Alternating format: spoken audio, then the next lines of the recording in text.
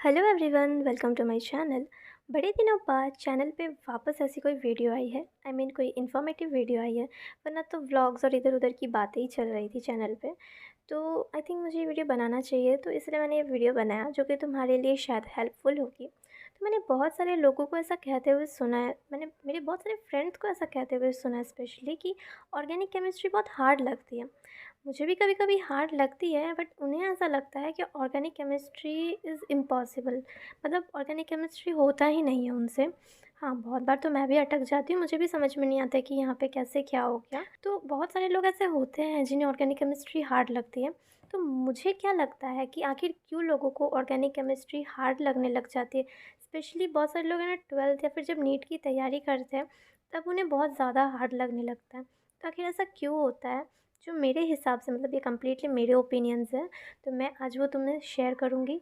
और उसके साथ साथ ही किस तरह से उन्हें टैकल किया जा सकता है, या फिर ऑर्गेनिक केमिस्ट्री को कैसे थोड़ा ईज़ी बनाया जा सकता है, उसके बारे में भी हम इस वीडियो में बात करेंगे। तो चलिए वीडियो को स्टार्ट करते हैं।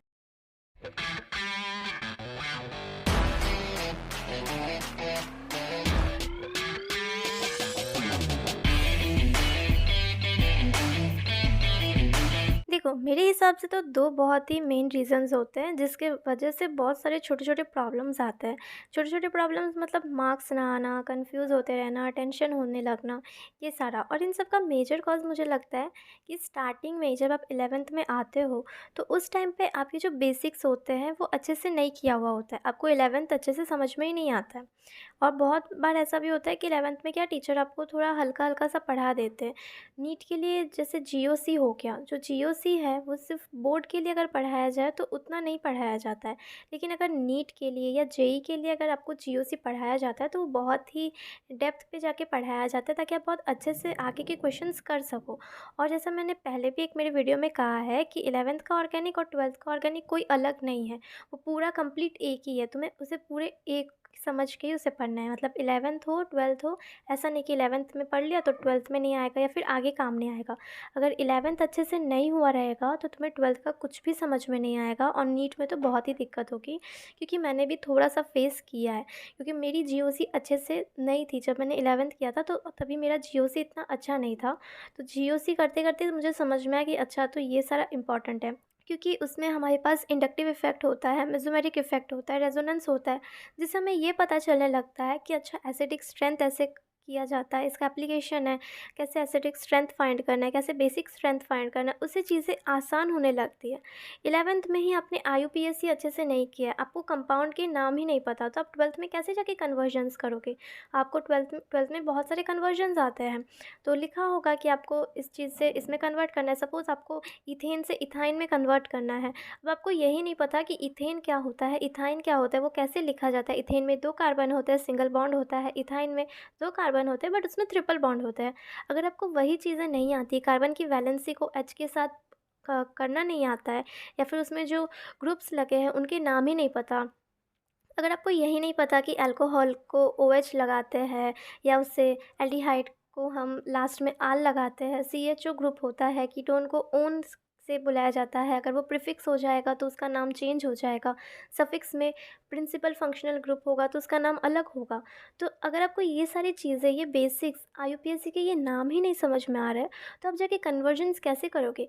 अगर आपको यही नहीं समझ में आ रहा है कि आपको कन्वर्ट किससे किस में करना है, तो आप कर ही नहीं पाओगे। तो कहीं न कहीं मुझे लगता है कि 11th अच्छे से ना करना एक बहुत ही मेजर रीज़न होता है। 11th आपको एकदम अच्छे से करना है, क्योंकि मुझे ये सारी चीज़ें पता है, क्योंकि मैंने मेरा 11th इतना अच्छे से नहीं किया था। ऐसा भी नहीं था कि पूरा छोड़ ही दिया था, 11th किया था बट इतना अच्छे से नहीं किया था। यूपीएससी वगैरह हमें अच्छे से आते थे, बट जैसे जीओसी हो गया, आइसोमेरिज़म्स के जो ऑप्टिकल वाले पार्ट होते हैं, वो सारे हमने इतने अच्छे से नहीं किए थे। एंड आजकल तो ऑनलाइन का टाइम आ गया, तुम कैसे भी, मतलब ऑनलाइन में इतने टीचर्स हैं, तुम वहाँ से भी कर सकते हो। अब चीज़ें पहले जैसी नहीं रही, जब हमने 11th किया था तभी था, बट इतना नहीं था। मुझे लगता है कि पहला रीज़न तो यही है कि आपने 11th अच्छे से ना किया। अब जब आप 11th अच्छे से नहीं करते हो, स्टार्टिंग स्टार्टिंग के स्टार्टिंग में ही तुम्हें थोड़ा-थोड़ा दिक्कत होने लगता है और तुम्हें लगता है कि मुझे तो समझ में ही नहीं आ रहा है और इस वज़ह से तुम उन टॉपिक्स को छोड़ने लगते हो। तुम सोचते हो ये तो नहीं आएगा और ये नहीं किया तो क्या ही फ़र्क पड़ जाएगा। आईयूपीएसी तो नहीं आता है बोर्ड में, लेकिन तुम ये नहीं समझ पाते हो कि अगर तुम्हें आईयूपीएसी नहीं आ रहा है तो तुम ना तो कन्वर्जन्स कर पाओगे, ना ही तुम कंपाउंड पहचान पाओगे, कौन-सा क्या कंपाउंड है। तो कहीं न कहीं ये भी एक रीज़न है कि आपको 11th में समझ में नहीं आ रहा था, तो इस वजह से आपने छोड़ दिया। 11th ही क्यों, 12th में भी अगर आपको टीचर कुछ पढ़ा रहे हैं, आपको वो समझ में नहीं आ रहा है, तो बहुत सारे लोग ऐसा करते हैं, वो छोड़ देते हैं। वो ये देखते हैं कि इस चैप्टर का वेटेज तो कम है या फिर पिछले साल के पेपर्स में तो ये क्वेश्चंस आए नहीं थे, तो वो उन टॉपिक्स को छोड़ने लग जाते हैं। जिस वजह से कहीं न कहीं वो जो गैप बन जाता है, तो वो गैप की वजह से आपको आगे का सॉल्व करने में दिक्कत होती है और इस वजह से आपको ऑर्गेनिक केमिस्ट्री हार्ड लगने लगती है। उसके साथ-साथ ऑर्गेनिक केमिस्ट्री जो है उसे आपको बहुत ज़्यादा प्रैक्टिस भी करना है, क्योंकि उसमें बहुत सारी चीज़ें याद करने वाली भी होती है। आपको रिएक्शंस याद करना है, आपको रिएजेंट्स याद करना है, तो आपको रिएजेंट्स याद होने चाहिए, आपको ये याद होने चाहिए पर्टिकुलर चीज़ें। तो ये सारा आप जब नहीं समझ पाते हो तब आप उन चीज़ों को छोड़ने लगते हो। तो इस वजह से कहीं न कहीं आपके अंदर ऑर्गेनिक का डर बैठने लगता है, फिर आप टेस्ट में, एग्ज़ाम्स में अच्छा परफ़ॉर्म नहीं कर पाते, जिस वजह से आपका कॉन्फिडेंस और गिरता है और एक टाइम के बाद आपको ऑर्गेनिक केमिस्ट्री से नफ़रत होने लग जाती है। अब इन चीज़ों को कैसे सॉल्व किए? तो फर्स्ट तो यही है कि you have to face the fear. तुम्हें ऑर्गेनिक से डर लग रहा है, तुम्हें उसे फेस करना है। भागते रहोगे तो ये कभी ख़त्म ही नहीं होगा। ये लूप में चलता ही रहेगा, चलता ही रहेगा। तुम्हें एक अच्छा टीचर ढूँढना है। अगर तुम्हारे स्कूल में टीचर है, वो अच्छे से करवा रहे हैं, तो उनसे हेल्प माँगो कि आप प्लीज़ मुझे बता दीजिए, मुझे प्रॉब्लम हो रही है। अगर नहीं होता है, तो अगर तुम किसी आस-पास में किसी ऐसे को जानते हो जो तुम्हें अच्छे से ऑर्गेनिक पढ़ा सकता है, उनसे पूछो, अगर वो तुम्हें करवा सकते हैं। नहीं होता है तो आजकल ऑनलाइन में इतने टीचर्स हैं, तुम वहाँ से एक अच्छे टीचर को ढूँढो जिसके साथ तुम्हारी फ्रीक्वेंसी रिदम मैच होती है, जिनसे तुम्हें समझ में आता है। ऐसा नहीं है कि कोई बहुत ही बेस्ट टीचर है, पर हो सकता है कि तुम्हें उनसे समझ में ना आए, तुम्हें किसी और से और अच्छे से समझ में आ रहा हो, तो तुम उनसे पढ़ सकते हो। ऑनलाइन में आपको बहुत सारे ऑप्शंस मिलेंगे बट कन्फ्यूजन्स भी होगा। तो एक ऐसा टीचर ढूँढो जिससे तुम्हारा रिदम फ्रीक्वेंसी मैच हो और उनसे समझने लगो। बेसिक से स्टार्ट करो, आईयूपीएसी सीखो, आइसोमेरिज्म सीखो, जीओसी के छोटे-छोटे कॉन्सेप्ट सीखो, धीरे-धीरे करके इसको बढ़ाओ।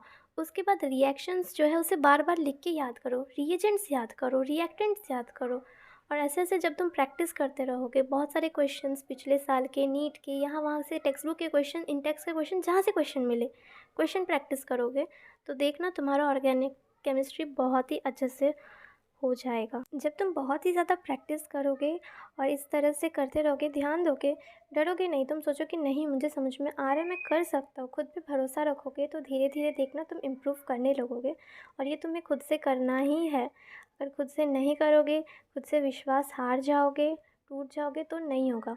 मुझे भी दिक्कतें होती हैं, ऐसा नहीं है कि मैं तुम्हें ज्ञान दे रही हूँ तो इसका मतलब ये है कि मुझे सब कुछ आता है, मुझे कुछ प्रॉब्लम नहीं होती, ऐसा नहीं है। मुझे भी प्रॉब्लम्स होते हैं, मुझे भी समझने में दिक्कतें आती हैं, बट मैं कोशिश करती हूँ कि उन्हें सॉल्व करूँ, तो धीरे-धीरे बढ़ेगा, तुम्हें समझ में आएगा ऑर्गेनिक केमिस्ट्री और तुम अच्छे से कर पाओगे। बस खुद पे भरोसा रखना है और ढूँढना है किसी ऐसे को जिससे तुम अच्छे से समझ सको और अच्छे से प्रैक्टिस कर सको। प्रैक्टिस करोगे तो ज़रूर होगा, प्रैक्टिस मेक्स एवरीवन परफेक्ट। तो फिर आज की वीडियो को यहीं पे ख़त्म करते हैं। आई होप कि ये वीडियो तुम्हारे लिए हेल्पफुल रही होगी। अगर ये वीडियो तुम्हारे लिए हेल्पफुल रही है तो सब्सक्राइब करो, दोस्तों के साथ शेयर करो जिन्हें ऑर्गेनिक में दिक्कत हो रही है और कमेंट्स में बताओ कि क्या तुम ये ट्राई करने वाले हो या फिर तुम्हें वीडियो कैसी लगी। मिलते हैं अगले वीडियो में। Thanks for watching.